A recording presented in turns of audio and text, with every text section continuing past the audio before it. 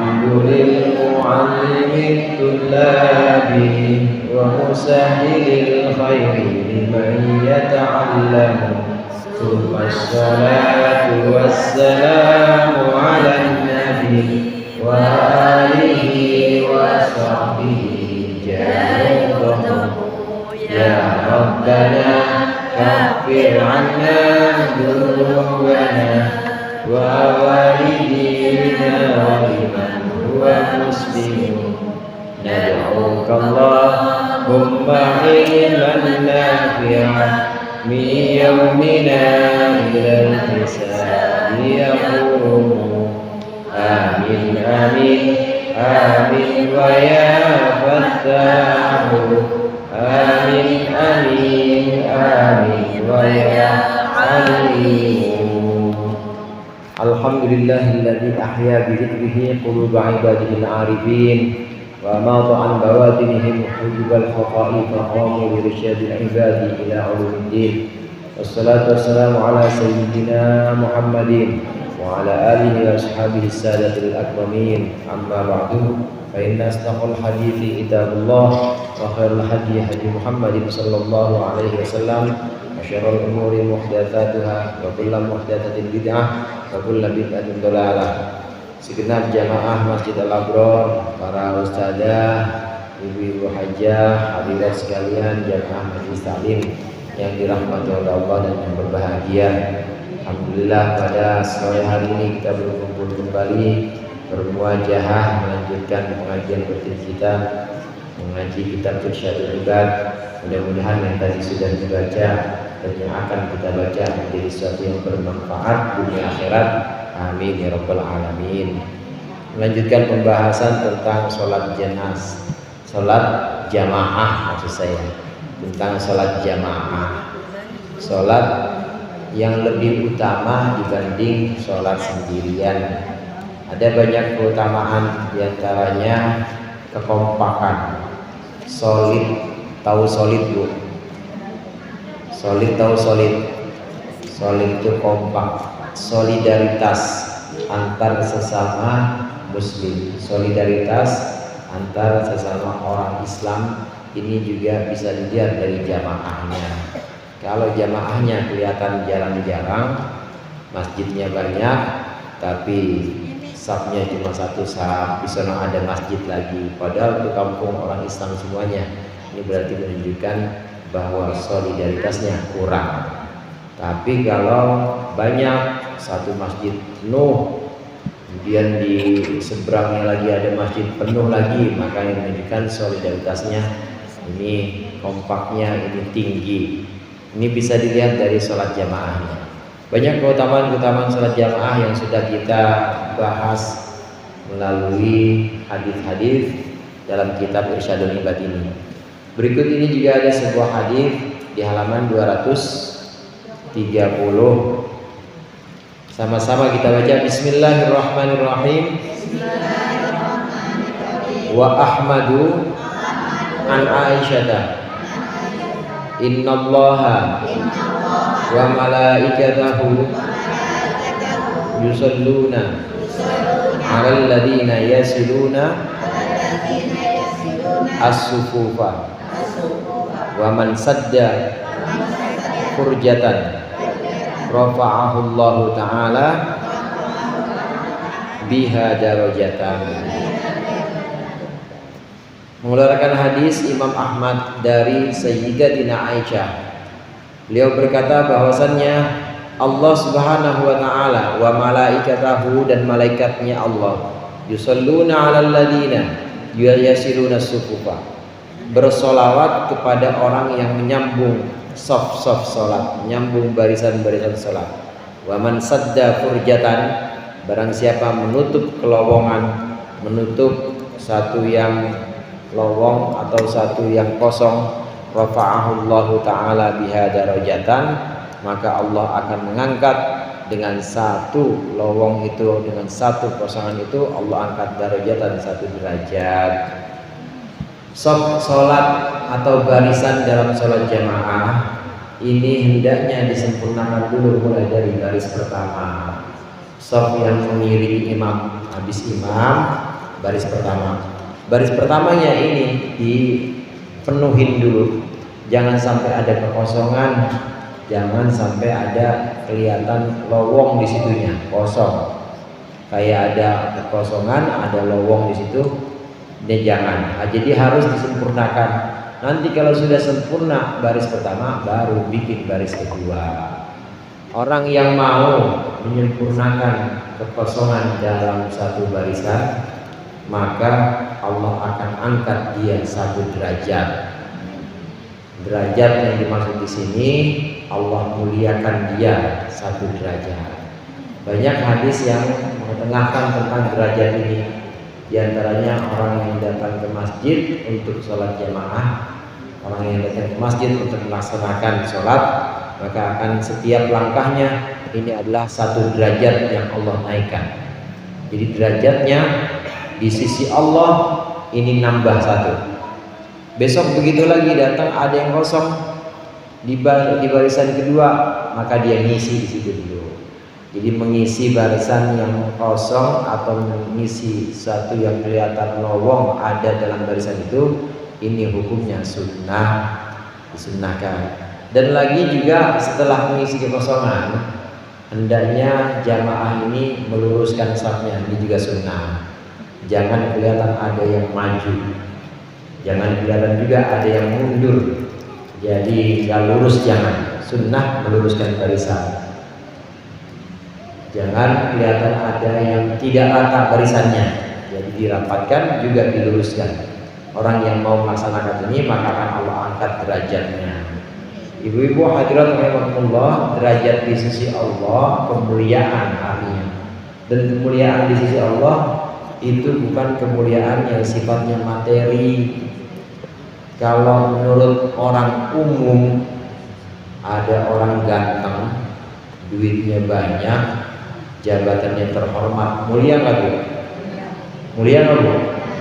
Itu pandangan orang umum, itu pandangan dunia.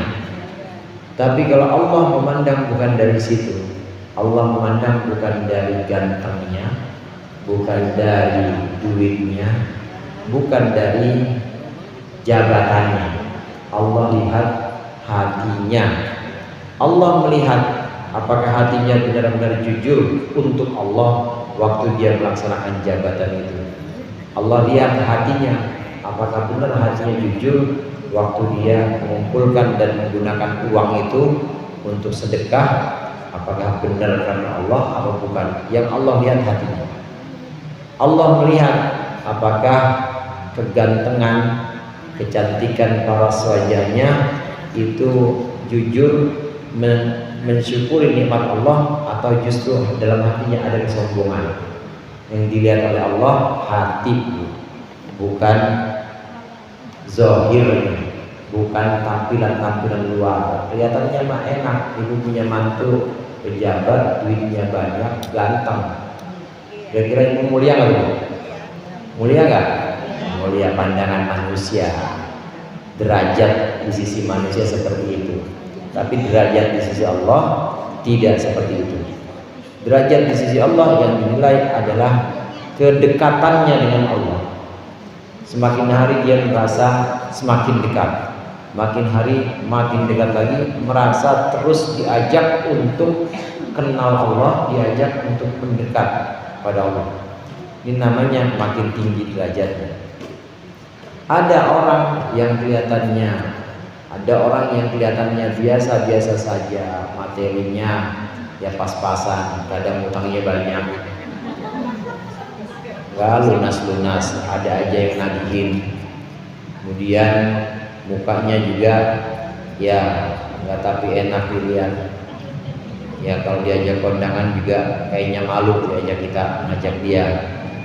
Kemudian dari jabatannya dia cuma rakyat jelata.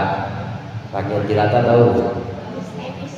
Rakyat jelata nggak punya jabatan apa-apa, boro-boro lurah, wakil RT aja enggak, dia mah nggak dipandang di dunia. Ada orang yang kayak begitu, tapi kita jangan sembarangan. Boleh jadi orang yang seperti itu ternyata derajatnya tinggi di sisi Allah. Dari mana? Lihat dari lihat dari kedekatannya. Kalau kelihatannya dia dekat kepada Allah, lihat hidupnya bersahaja. Kalau kita melihat muka dia, mukanya ini justru saat melihat muka dia kita tenang dan seolah-olah ngajak kita untuk mengenal Allah. Asal lihat ini orang, kayaknya saya jadi pengen ikut kayak dia, rajin ke masjid.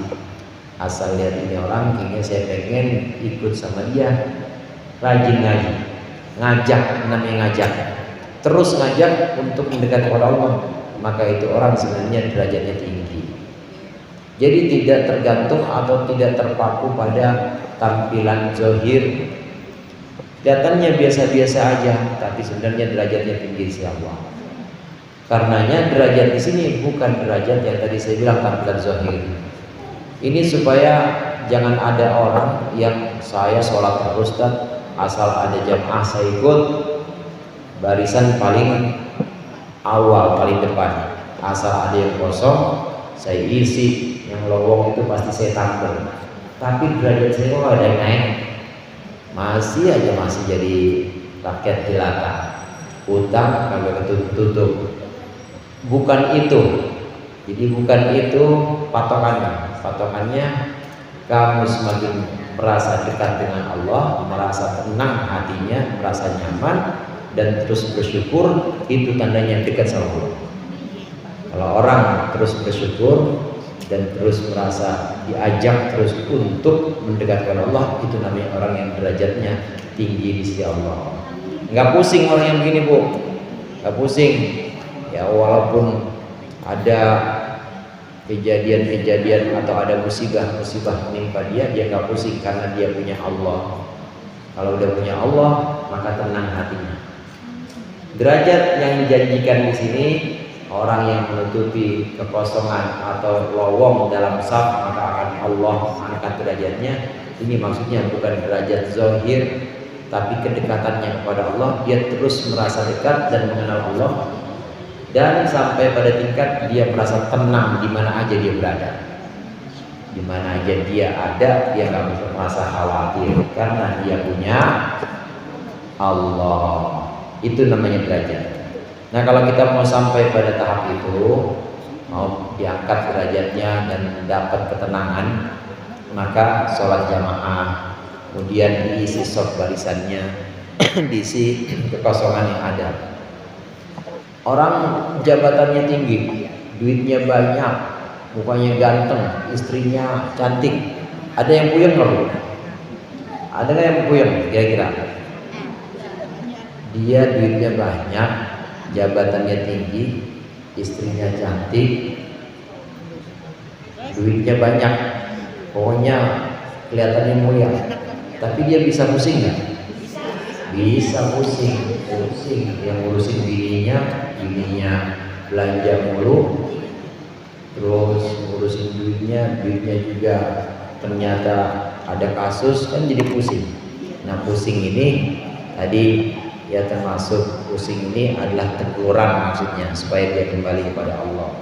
Nah, kalau orang yang tenang hatinya dan dia dekat selalu dengan Allah, dia punya Allah, tidak akan merasakan kesulitan ini. Ini yang dimaksud dengan derajat. Wa fi riwayatin man sadda furjatan ghufira lahu. Dan satu riwayat menyebutkan barang siapa yang menutup furjatan kelowongan, ghufira lahu, maka dia akan diampuni. Orang yang menutup barisan yang kosong, saf salat yang kosong, maka Allah ampuni. Sekali dia nutup, maka satu dosa Allah ampuni untuk dia. Wan Nasaiyu wal Hakim an Ibnu Umar. Dan dari Imam An-Nasai dan Imam Hakim dari Abdullah bin Umar, man wasala saffan wasalahullahu. Barang siapa yang menyambung saf, wasalahullahu, maka Allah akan menyambungnya. Wa man qata'a saffan, barang siapa yang memutus saf barisan salat, qata'allahu ta'ala, maka akan Allah putus dia akan diputus juga oleh Allah. Ketahuan barisan dua masih ada yang kosong, tapi dia nggak sambung, nggak nyambung, dia nggak mau masuk situ. Kenapa bang nggak mau masuk situ? Malas gua, ada musuh gua. Itu yang mana? Itu yang pakai sarung batik. Gua kelak Muhammadiyah kalau sampai jijiran itu gue bikin barisan sendiri. Orang yang memutus barisan maka akan Allah putus dia. Orang yang menyambung barisan akan Allah sambung dia. Maksudnya orang yang menyambung barisan yang kosong, lowong, dia sambung, Allah akan sambung kebaikan-kebaikan yang Allah berikan kepada dia terus lanjut tidak terputus. Hari ini Bu, hari ini Ibu masih enak makan enggak? Masih enak makan enggak? Masih kelihatan saya pakai baju apa? Minum apa? Air apa tuh namanya? Air mineral. Masih enak minum? Masih enak. Itu namanya masih Allah kasih nikmat. Nah, itu kebaikan-kebaikan Allah, karunia-karunia Allah akan Allah terus lanjutkan kalau kita mau melanjutkan atau menyambungkan sah. Akan Allah sambung terus kasih lagi kebaikan. Ntar sore masih enak lagi makannya, tambah lagi ntar malam terus masih enak. Masih semuanya karena Allah masih tidak ada yang kurang dan Allah sambung terus, nggak Allah putus. Itu maksudnya Allah sambung terus. Tapi kalau Allah putus, Allah ada yang kurangin. Ada yang Allah kurangin. Dan kuranginnya ini memang Allah memutusnya. Kenapa? Lantaran satu sebab. Sebab dia melakukan satu kelemahan atau kekurangan. Contoh di sini dia melakukan tadi dia tidak mau menutupi saf yang kosong. Allah putus juga kebaikan-kebaikan Allah dari dia. Kebaikannya Allah putus. Tapi sebabnya ini karena sebab dia melakukan satu maksiat atau karena dia tidak mau menutup barisannya. Ada juga yang kebaikannya memang sudah harus putus. Wa man nu'ammirhu nunaqqishu fil khalqi afala ya'qilun. Itu yang emang udah hukum alam atau udah sesuai jalurnya begitu. Kalau umur udah tambah, kemudian rambut udah mulai putih, anak udah pada gede, ya emang udah waktunya cuman Allah kurangin dikit-dikit.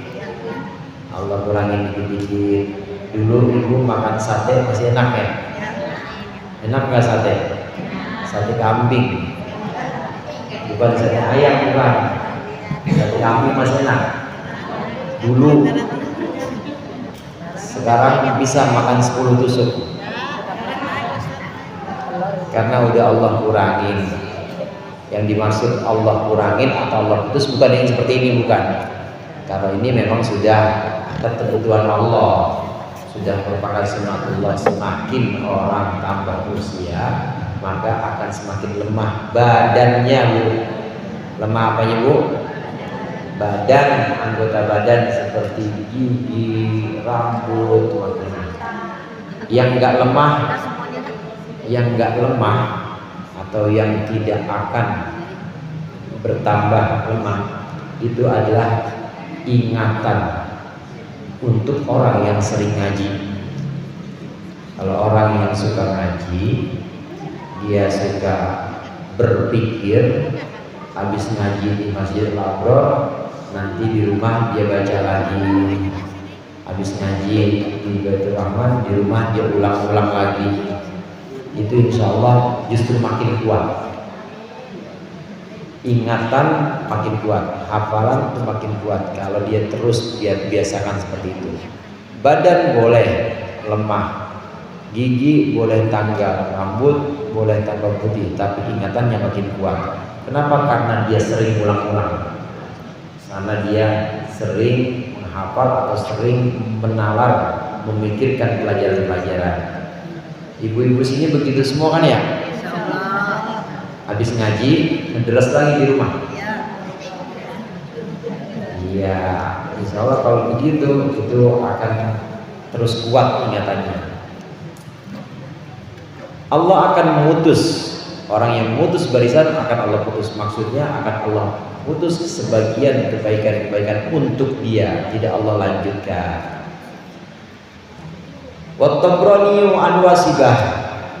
Imam Tabrani mengeluarkan satu hadis dari Wasibah, ayyuhal musalli, bahwasannya Nabi bersabda, ayyuhal musalli, orang yang sholat wahdahu sendirian, ala wasolta ila soffi, hendaklah engkau sambung ke barisan, pada kholta ma'ahum, lalu engkau masuk bersama mereka, au jarirta ilaika rajulan, atau engkau tarik menuju ke arahmu seorang laki-laki, indoko bikal makanu, apabila memang sempit untukmu apal makanu tempat, faqoma maka, lalu laki-laki atau orang itu diri bersama, a'id sholataka, ulang sholatmu, fa innahu la sholata lahu, maka sungguhnya tidak ada sholat untuk orang itu.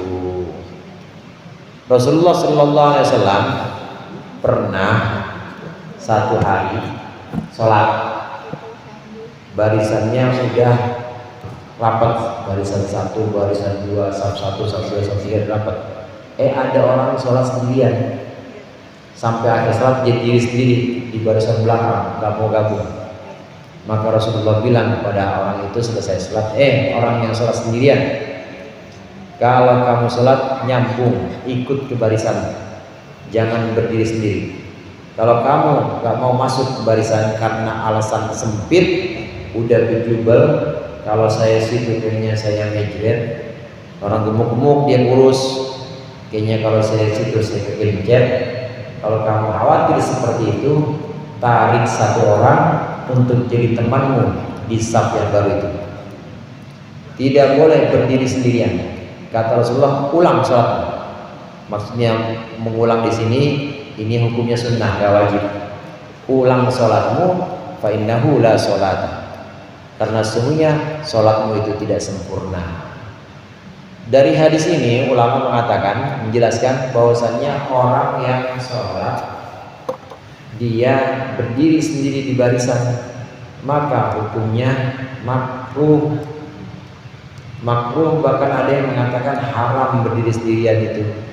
Berdiri sendirian, maka tidak boleh dalam satu jamaah barisan ada satu orang berdiri sendiri, dia nggak masuk ke dalam barisan, itu nggak boleh. Dan pahalanya, pahala jamaahnya gugur, tidak ada pahala jamaahnya. Jadi bagaimana dia sholat, datang ke masjid, udah dia bela-belain datang sampai ke masjid, udah selesai sholat bareng-bareng, teman-temannya pulang bawa pahala sholat jamaah, dia nggak bawa.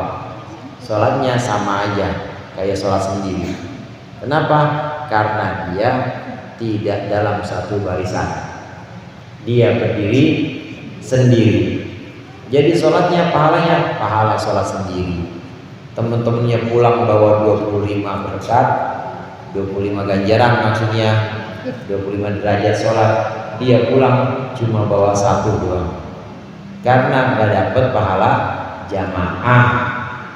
Supaya dapat pahala jamaah, masuk ke dalam barisan, masuk ke dalam shaf. Kalau ada yang kosong, ini harus disempurnakan, masuk ke dalam shaf. Lagian tadi orang yang nyambung barisan akan Allah sambung terus pemberian Allah buat dia, nggak akan Allah kurangi. Masuk ke dalam barisan. Jadi jangan nyender aja dulu, nyender pengennya. Masuk ke dalam barisan, saf pertama. Masuk ke dalam barisan ini hukumnya sunnah. Nah, kalau kamu tidak mau berdiri, kalau kamu tidak bisa masuk ke dalam barisan, maka kamu maunya berdiri sendiri, ambil satu orang untuk menemani kamu di saf yang baru itu. Kalau belum sholat, bilang aja, bang sini bang temenin saya, ntar pulang saya jajanin. Bang sini bang temenin saya. Karena saya udah nggak muat di sana, sini abang bikin baru. Harus seperti itu. Kalau belum mulai sholat bu. Tapi kalau orang yang depannya udah mulai sholat, jangan. Caranya bagaimana? Caranya kemarin udah saya sampaikan. Sholat dulu, Allahu Akbar. Setelah Allahu Akbar, setelah takbir, baru tarik orang ini. Tarik aja, jangan ngomong bang. Ini mah. Kalau ibu ngomong itu batal. Allah Akbar, tarik. Itu cara kalau udah mulai sholat. Kenapa nggak boleh langsung narik asal-asalan, belum takbir belum apa, udah narik? Nggak boleh, dosa hukumnya. karena kita melakukan perbuatan yang nggak ada hubungannya dengan sholat. Gangguin orang sholat tapi tidak ada hubungan dengan sholat. Gimana Ustaz, kok nggak ada hubungannya? Kan saya pengen sholat. Emang kamu udah sholat? Kan kamu belum takbir. Karena kamu belum takbir, maka itu perbuatan itu nggak ada hubungannya dengan sholat. Iya, kalau kamu habis narik terus kamu bisa takbir. Kalau habis narik kamu mati, kagak jadi sholat gimana? Jadi alasannya kenapa tidak boleh langsung narik asal-asalan aja belum takbir? Karena itu nariknya orang belum sholat belum takbir dia narik, ini dia nggak ada hubungan dengan sholat. Lain kalau Allah Akbar memang ada hubungan dengan sholat, dia sudah masuk ke dalam sholat baru tarik. Biasanya orang yang ngerti saat kalau orang yang ngerti justru mundur otomatis. Waktu kelihatan atau dia tahu ada temennya di belakang sendirian, maka dia mundur, nemenin pasti itu orang yang tahu ngaji, makanya ngaji, makanya pasti mundur dia oleh tahu. Nah kalau yang nggak tahu ya ditarik, apaan sih bang? Ditarik jadi batal jadinya, ya, jadi batal. Orang yang tahu pasti mundur, atau orang yang tahu pasti ketika dia ditarik dia langsung mundur satu langkah, mundur aja satu langkah gitu, nggak batal, boleh. Itu kita lagi berjamaah, maaf nih. Iya nggak apa-apa. Lagi biasa jamaah dia lagi usul lagi berjamaah, saya lagi mundur aja satu, atau gue juga nggak apa-apa juga, supaya bareng sama jamaah atau bareng sama makmum yang baru ini ditarik. Nggak usah ngomong, tapi kalau ngomong batal. Ini caranya kalau sudah mulai sholat. Nah di sini sabda Rasulullah, ulang sholatmu, maksudnya ulangi sunnah. Sunnah dia mengulang sholatnya karena sholatnya yang tadi tidak ada pahala jamaahnya. Ibu-ibu hadirat jamaah rahimakumullah, di situ ada innahu la sholata lahu. La itu artinya tidak. La artinya tidak. Kalau na'am, kalau la, nah, pada jago-jago amat nih. Yes, yes, no.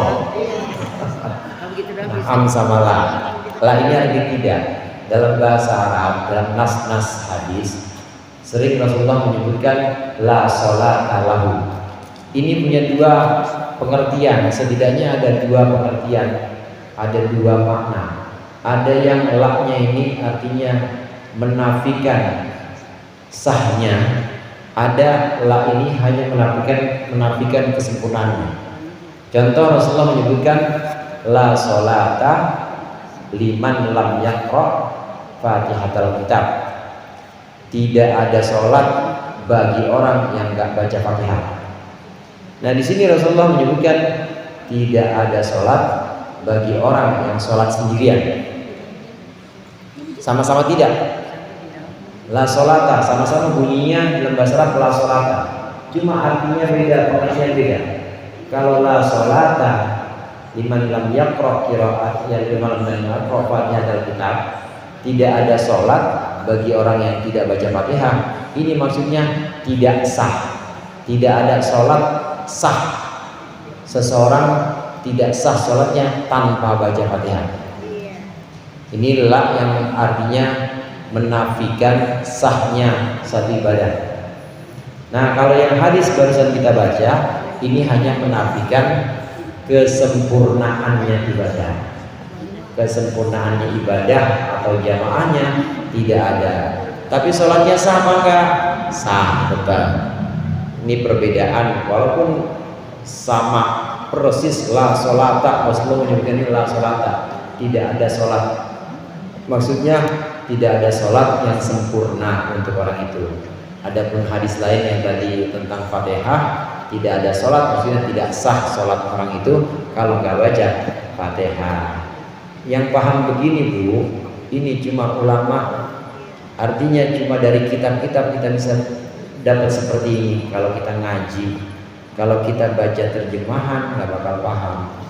Kalau kita nggak ngaji, kemudian kita nanya ke Google, tahu Google Bu? Dia nanya ke Google, nanya tentang apa artinya la sholata. La sholata makarnya tidak ada sholat. Tidak ada sholat maksudnya apa? Sah apa sempurna? Nah, bingung dia, nggak tahu. Maksudnya di sini tidak ada sholat yang sempurna bagi orang yang tidak menutup barisan.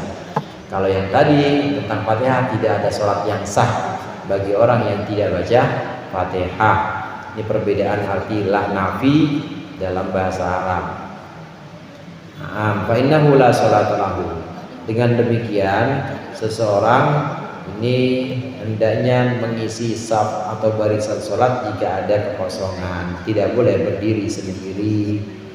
Kalau ada rombongan ibu jalan-jalan misalnya ke Anyer, orang-orang naik bis, ibu suruh naik sepeda ontel mau, bu, ntar ketemuan ya di pintu masuk Karangbolong. Lah saya nggak diajak, ibu mah naik ini aja sepeda. Pasti kan gak enak orang pergi rombongan tapi jalannya sendiri kan gak enak. Makanya harus masuk ke dalam barisan. Wa ibnu Majahin la salata lilladzi khalfas saffi wallahu a'lam bishawab. Mudah-mudahan bermanfaat. Kurang yang maaf, Allahumma waffiq ila aqwamit thoriq. Assalamualaikum warahmatullahi wabarakatuh.